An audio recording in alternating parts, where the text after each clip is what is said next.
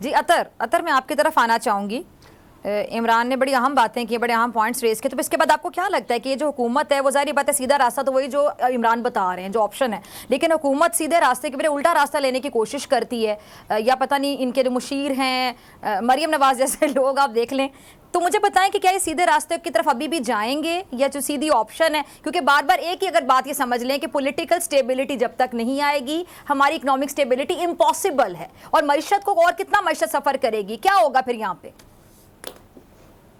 دیکھیں عمران صاحب نے بڑے امپورٹنٹ پوائنٹس اٹھائے ہیں اور میں بالکل ان سے ایگری کرتا ہوں.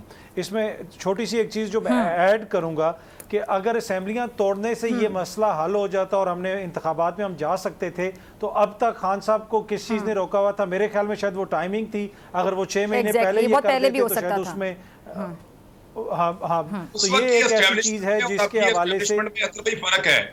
اس وقت کے نظارے آپ کو یاد ہے کیا ہو رہا تھا؟ عمران خان صاحب کو یہ دھمکی بھی تھی کہ اگر آپ نے ایسا موو کیا تو ہم آپ کو نااہل کروا دیں گے, یا آپ کے خلاف یہ چیزیں کر دیں گے. بہت ساری دھمکیاں, ملٹیپل چیزیں وہ اداروں کو استعمال بھی کر رہے تھے. جی میں اسی طرح مبہم الفاظ میں بات کر رہا تھا, آپ نے کافی کلیئر کر دیا.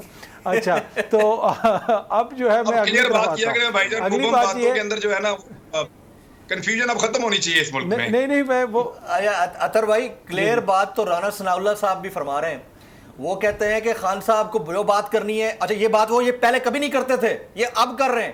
جو بات کرنی ہے ہم سے کریں, سیاسی جماعتوں سے کریں, اور وہ مقتدر حلقوں کی بات اب نہ کریں.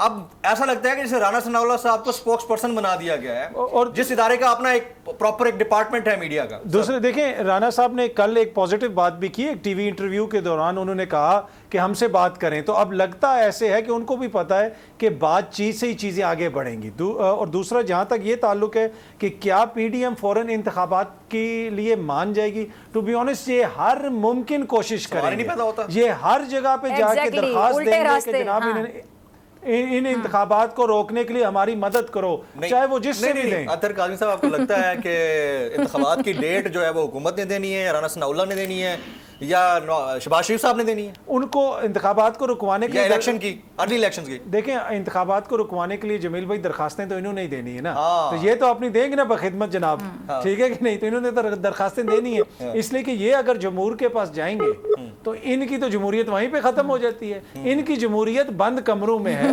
آپ بھی اسٹوڈیو سے نکل کے عوام میں چلے جاتے ہیں, یہ تو بند کمروں سے باہر نکلنے کے لیے تیار ہی نہیں ہے. ان کو پتہ ہے یہ تو منہ چھپا کے پھر رہے ہوتے ہیں, مسئلہ سارا یہ ہے. تو مجھے نہیں لگتا یہ اتنی آسانی سے الیکشنز کے لیے مانیں گے. اچھا اطہر ایک گتھی سلجھانے کی تو کوشش کریں نا, یہ جو رانا ثناء اللہ صاحب ہیں یا حکومت کے جو لوگ ہیں, خاص طور پہ نون لیگ کی اگر میں بات کروں, باقی جو ان کے ساتھ جماعتیں ہیں ان کی بات تو بعد میں کرتے ہیں. جو یہ نون لیگ والے ابھی بھی کہہ رہے ہیں جی پنجاب میں چلیں, کے پی کے کی تو بات الگ ہے, یہ پنجاب میں ابھی بھی عدم اعتماد کی جو بات کر رہے ہیں کہ جی جلد از جلد پیش کر دی جائے گی, کیسے کر دی جائے گی یہ چیز ذرا سمجھا دیں. کیا یہ پرویز الہی صاحب سے امیدیں لگا کے بیٹھ گئے ہیں, لیکن مونس الہی صاحب نے تو کلیئرلی کہہ دیا کہ ہم خان صاحب کے ساتھ ہیں, خان صاحب جس ٹائم پہ کہیں گے اس ٹائم پہ ہم اسمبلی توڑ دیں گے. اس میں بھی ایک ڈیوائیڈ ہے ویسے. دو چیزیں اس میں دیکھیں, ایک تو عمران صاحب نے بالکل کہا کہ سیشن اس وقت چل رہا ہے, اس میں کس طرح پیش کریں گے. دوسرا کیا 6 مہینے کے دوران دوبارہ تحریک عدم اعتماد پیش کی جا سکتی ہے, اس لیے کہ ہم نے تقریباً 6 مہینے کے دوران پہلے بھی اس قسم کی ایک ایپیسوڈ دیکھی. اور تیسری چیز جو پرویز الہی صاحب جو بھی کہہ رہے ہیں, دیکھیں پرویز الہی صاحب نے 10 سیٹوں کے ساتھ خان صاحب کو جس طریقے سے بھی دیوار کے ساتھ لگا کے وزارت اعلیٰ لی ہے, تو کیا آپ سمجھتے ہیں کہ پرویز الہی صاحب کوئی نظریاتی طور پہ خان صاحب کے ساتھ کھڑے ہیں؟ اس وقت جو ڈیفیکٹو وزیر اعلیٰ بنے ہوئے مونس الہی صاحب, یہ وہی بات ہے نا جس کے اوپر پی ٹی آئی کے دوست تنقید کرتے ہیں, مریم صاحبہ پہ تنقید کرتے ہیں, حمزہ شہباز پہ تنقید کرتے ہیں. اس وقت پنجاب کے اندر مونس الہی صاحب کا بھی وہی کردار ہے, اور جس طریقے سے خان صاحب کے خلاف انٹرویو دیا پرویز الہی صاحب نے, نیپس چینج کرنے تک کی بات کر دی, اور جو آخری دم تک ان کی مطلب اسٹوڈیو میں اس وقت زیادہ بندے ہیں جتنے ہوں گے جتنے ان کے ووٹرز ہیں مسلم لیگ کاف کے, لیکن انہوں نے کہا ہماری تو مشاورت ہی نہیں ختم ہو رہی. تو یہ ساری چیزیں یہ خان صاحب کے ذہن میں بھی ہوں گی, لیکن اب فیصلہ کرنا ہے کاف لیگ نے بھی کہ وہ اپنی سیاست کو آگے کس طرف لے کے جاتی ہے. اس لیے کہ شجاعت صاحب اور پرویز الہی صاحب ان کی یہ آخری اننگز ہیں, آگے اننگز کھیلنی ہے ان کی اگلی نسل نے, تو یہ بڑا امپورٹنٹ فیصلہ ہے کہ انہوں نے کرنا ہے, دیکھتے ہیں وہ کیا فیصلہ کرتے ہیں. اچھا یعنی اس ٹائم پہ اگر خان صاحب کو چھوڑتے ہیں پرویز الہی صاحب تو میرے خیال سے تو سیاست سے آؤٹ ہو جائیں گے, وہ سیاسی خودکشی ہوگی. یہ دیکھیں وہ تو ہوگی, لیکن اگر خان صاحب इलेक्शंस के बाद क्या इनको अपने साथ लेके चलेंगे अगर इलेक्शंस होते हैं? मैंने इनका रवैया बताया ना, 6 महीने पहले किस जब पंजाब में बहरान आया तो काफ लीग ने खान साहब को काफी तंग किया, खान साहब की सुबकी करवाई, वो कभी चीमा साहब कोई बयान दे देते थे, कभी कोई और बयान दे देता, तो वो सारी चीजें भी खान साहब के जहन में होंगी अभी।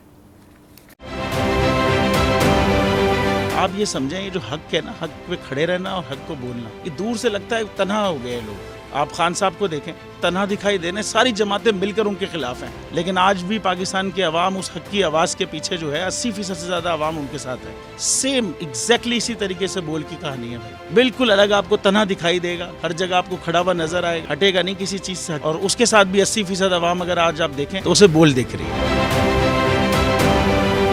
जाली केस है ना, ये हम पे उस वक्त बनाए गए थे जब हुकूमत यही थी, इन्हीं लोगों की हुकूमत थी ना, और ये जाली केस, इनको मैं नहीं कह रहा इस केस को जाली केस, इनको पाकिस्तान में क्या पूरी दुनिया में एक ऐसा शिकायत कुंदा नहीं मिला, एक ऐसा कंप्लेनेंट नहीं मिला जिसने ये कहा हो कि हमारे साथ फ्रॉड हुआ है। तो ये खुद ही बन गए कंप्लेनेंट, और ये खुद ही इन्होंने खुद ही इन्वेस्टिगेशन की, उसकी खुद ही तफ्तीश भी की, यानी कि कंप्लेनेंट भी है, इन्वेस्टिगेशन ऑफिसर भी है, और इन द एंड इन्होंने फिर उसके बावजूद ये कोर्ट में जमा कराया कि जी ये केस जाली केस था और इसमें किसी किस्म जो कुछ एग्जैक्ट कर रहा था सब लीगल। ये मेरी बात नहीं है, ये इनके इन्वेस्टिगेशन ऑफिसर की बात है। सब्सक्राइब करें और बेल दबाएं ताकि कोई खबर रह न जाए।